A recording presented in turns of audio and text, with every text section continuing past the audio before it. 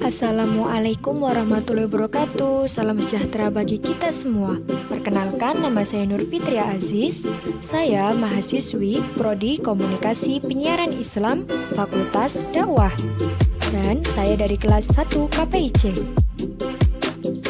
Teman-teman, kemarin kita telah belajar unsur-unsur hadis dan metode-metode periwayatannya. Nah, yang selanjutnya kita akan belajar mengenai ayo? Kita akan belajar hadis mutawatir, hadis ahad, dan skema sanad hadis. Lanjut.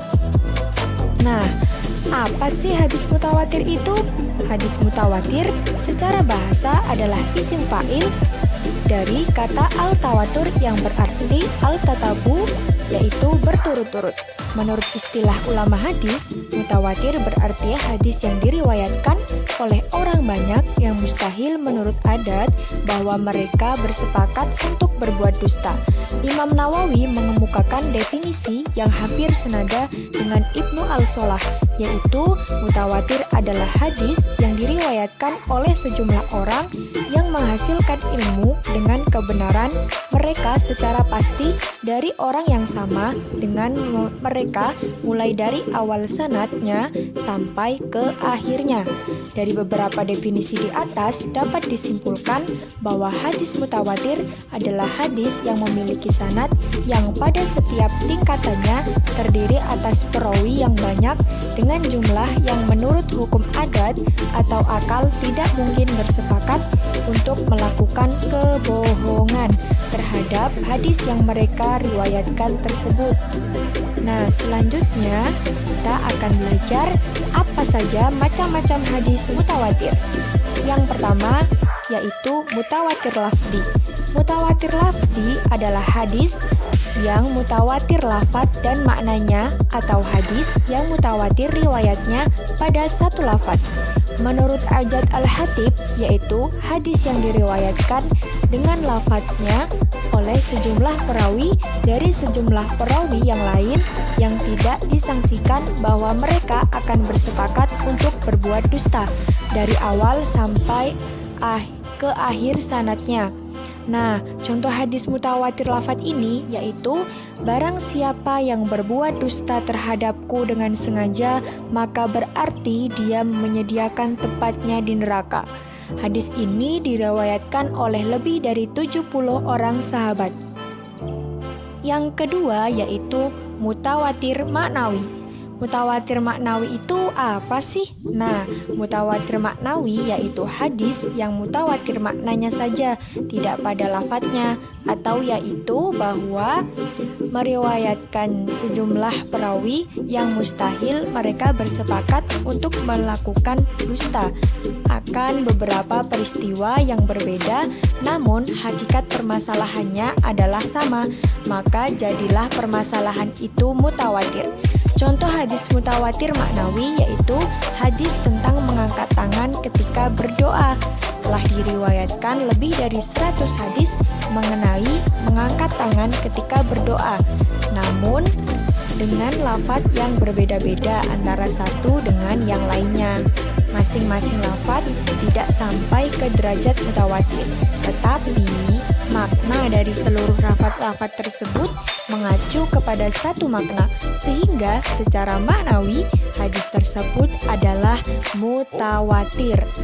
Nah, yang selanjutnya kita akan belajar apa saja kriteria hadis mutawatir. Kriteria hadis mutawatir ini ada 4. Yang pertama yaitu perawi hadis tersebut terdiri atas jumlah yang banyak. Yang kedua, jumlah tersebut harus terdapat pada setiap lapisan atau tingkatan sanad. Yang ketiga, mustahil menurut adat bahwa mereka dapat sepakat untuk berbuat dusta. Yang terakhir, sandaran riwayat mereka adalah panca indera, yaitu sesuatu yang dapat dijangkau oleh panca indera atau mahsusat, umpamanya melalui pendengaran atau penglihatan. Selanjutnya, Bagaimana sih hukum dan kedudukan hadis mutawatir? Nah, status dan hukum hadis mutawatir adalah qat'i al-wurud, yaitu pasti keberadaannya, menghasilkan ilmu yang doruri atau pasti. Oleh karenanya adalah wajib bagi umat Islam untuk menerima dan mengamalkannya. Dan karenanya pula orang yang menolak hadis mutawatir dihukumkan kafir. Seluruh hadis mutawatir adalah makbul, dan karena itu pembahasan mengenai keadaan para perawi tidak diperlukan lagi. Nah, selanjutnya kita akan belajar apa itu hadis ahad. Kata ahad berarti satu. Khobar al-wahid adalah kabar yang diriwayatkan oleh satu orang. Menurut istilah ilmu hadis, hadis ahad berarti hadis yang tidak memenuhi syarat mutawatir. Ajad al-Hatib mengemukakan definisi hadis ahad adalah hadis yang diriwayatkan oleh satu orang perawi, dua atau lebih, selama tidak memenuhi syarat-syarat hadis masyhur atau hadis mutawatir. Dari definisi Ajad al-Hatib tersebut dapat dipahami bahwa hadis ahad adalah hadis yang perawinya tidak mencapai jumlah yang terdapat pada hadis mutawatir ataupun hadis masyhur. Lanjut, apa saja macam-macam hadis ahad? Nah, yang pertama, hadis masyhur. Secara bahasa, kata masyhur adalah isim maf'ul dari syahara yang berarti al-zuhur, yaitu nyata. Sedangkan pengertian hadis masyhur menurut istilah ilmu hadis adalah hadis yang diriwayatkan oleh 3 orang perawi atau lebih pada setiap tingkatan sanad selama tidak sampai kepada tingkat mutawatir. Definisi di atas menjelaskan bahwa hadis masyhur adalah hadis yang memiliki perawi sekurang-kurangnya 3 orang dan jumlah tersebut harus terdapat pada tiap tingkatan sanad. Yang kedua ada hadis aziz.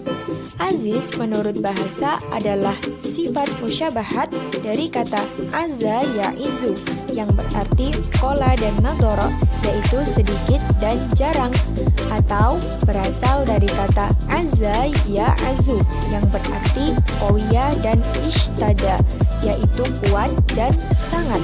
Menurut istilah ilmu hadis, aziz berarti bahwa tidak kurang perawinya dari 2 orang pada setiap tingkatan sanad.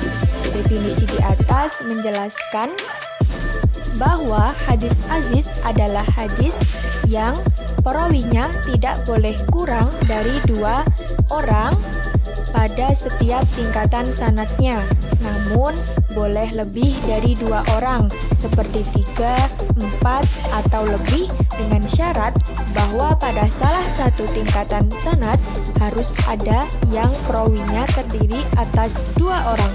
Hal ini adalah untuk membedakannya dari hadis masyhur.